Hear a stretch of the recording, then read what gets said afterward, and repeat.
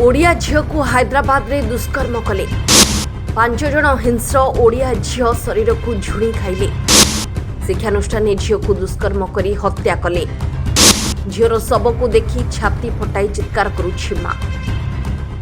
शिक्षानुष्ठान युवती सिक्यूरीटी विभाग रे चाकरी करुथिले। समस्त छात्र मानकु सुरक्षा देउथिले।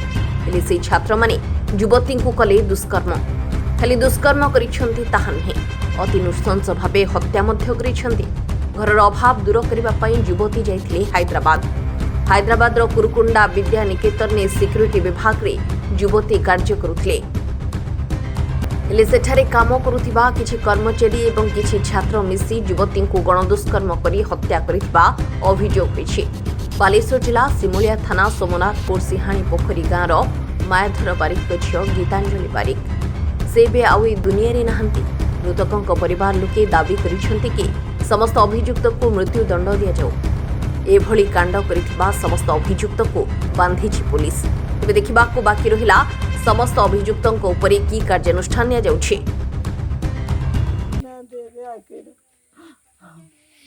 कौन चाहूଛନ୍ତି? कौन चाहूँ मो बाप से चाहूँ से झील को जोर कल कल कर मार्चन से दंड दि जाऊ। जय जगन्नाथ। हैदराबाद रोथुवा समस्त ओडिया भाई मानक मोर अनुरोध, गीतांजलि बारिक मियापुर रे कोचिंग सेंटर काम करुथिला बेले